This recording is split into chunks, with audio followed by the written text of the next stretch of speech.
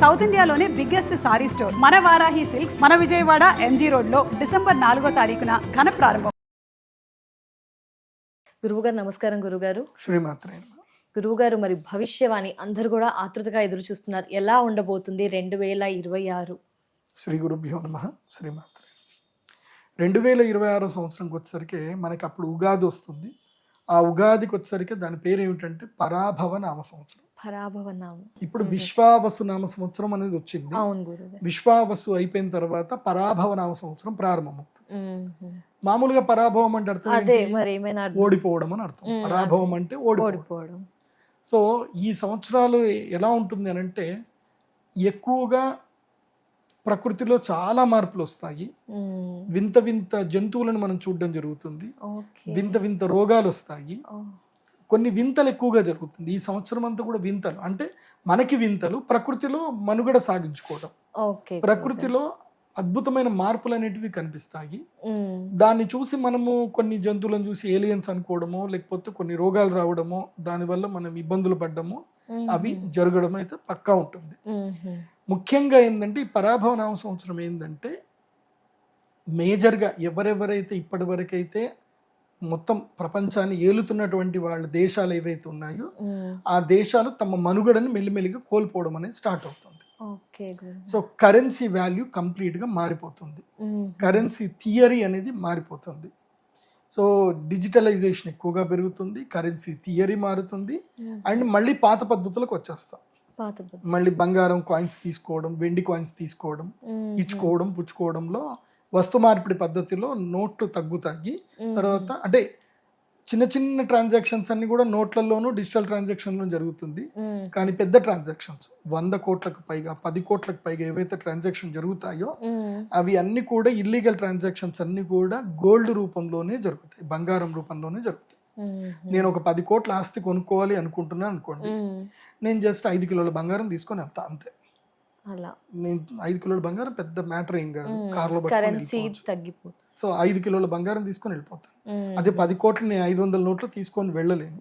కాబట్టి వచ్చే సంవత్సరానికి నేనేమన్నాను, 10 కోట్ల వాల్యూకి నేను ఎంత బంగారం తీసుకెళ్తాను, 5 కిలోలు తీసుకెళ్తాను. 5 కిలోల బంగారం. సో 5 కిలోల బంగారం అంటే అర్థమైంది, బంగారం 10 గ్రాములు 2 లక్షలు అయితే గనక, 2 లక్షలు 10 గ్రాములు అవుతాయి గనక అప్పుడు మన కిలో ఎంత అవుతుంది అంటే 2 కోట్లు అవుతుంది.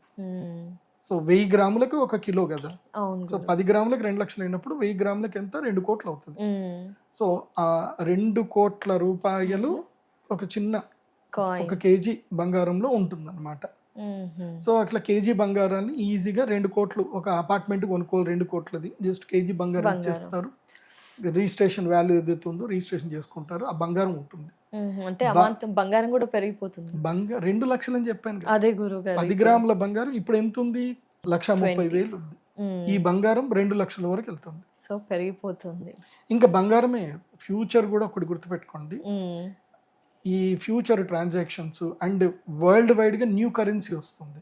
సో అది ఈ సంవత్సరానికి ప్రారంభం అవుతుంది. బట్ ఇంకో 2-3 years లో న్యూ కరెన్సీ వస్తుంది. బ్రిక్స్ కరెన్సీ పక్కా వస్తుంది. సో డిజిటల్ కరెన్సీ వస్తుంది, బ్రిక్స్ కరెన్సీ వస్తుంది, డాలర్ పతనం మొదలవుతుంది.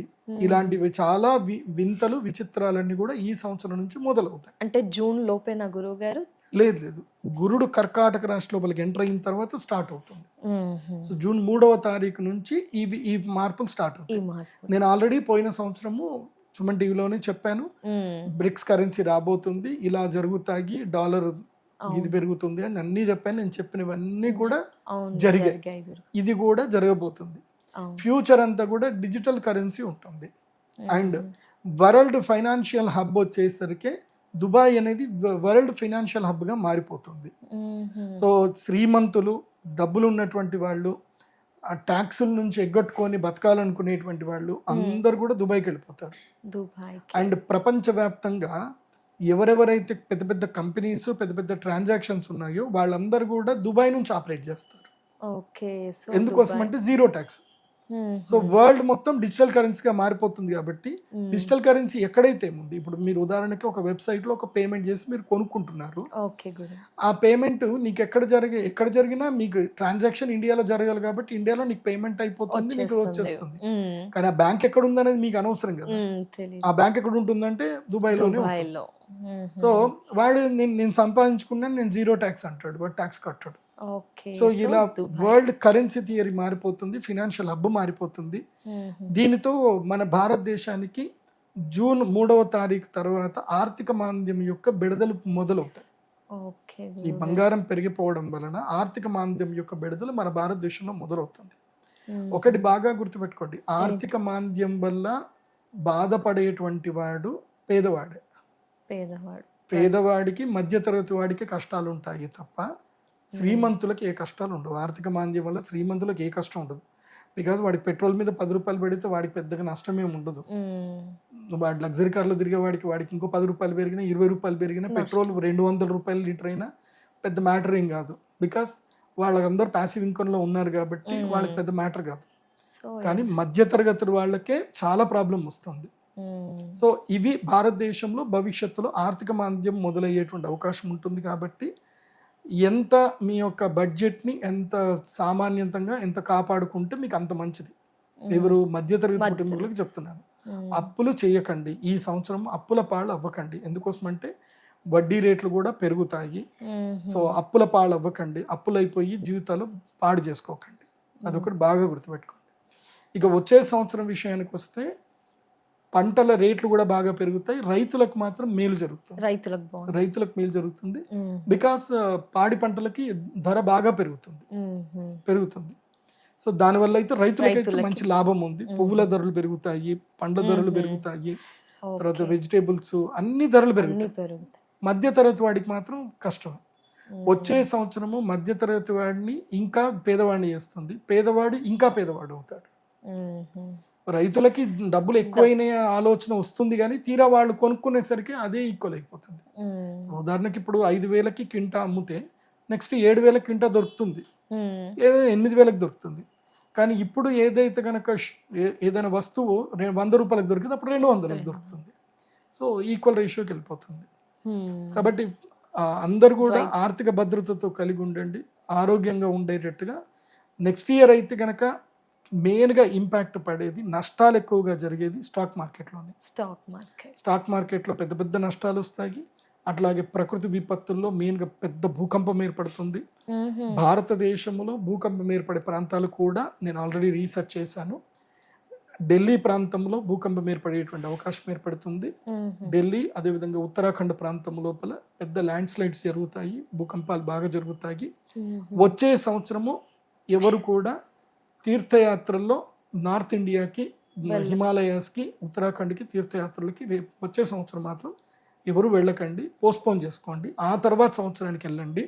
ఇది నేను ఇచ్చిన గైడ్ లైన్స్. లాస్ట్ ఇయర్ కూడా చెప్పాను, కొంచెం లాస్ట్ ఇయర్ కూడా చాలా జరిగాయి. ఇప్పుడు కూడా కష్టంగానే ఉంటుంది.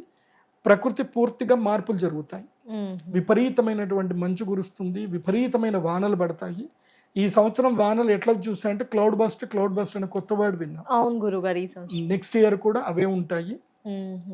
ఇవి అందరూ కూడా చూసుకోండి. ఇవి ముఖ్యంగా ఏంటంటే కామన్ మ్యాన్కి పర్వాలేదు, కొంచెం రేట్ల వరకు ఇబ్బంది అవుతుంది తప్ప లైఫ్ స్టైల్ అయితే బాగానే ఉంటుంది, మిగతా అంతా బాగానే ఉంటుంది. కుంభకోణాలు, పెద్ద పెద్ద కుంభకోణాలు బయటపడతాయి. ప్రస్తుతం ఉన్నటువంటి, ఎందుకోసం అంటే సింహరాశి లోపలికి ఎప్పుడైతే కేతు వస్తాడో, ఎవరైతే ప్రభుత్వంలో ఉంటారు, అది ఎవరైనా సరే, ప్రభుత్వంలో అధికారంలో ఏ పార్టీ అయినా ఉన్నా గానీ వాళ్ళకి చురకలు బాగా వస్తాయి.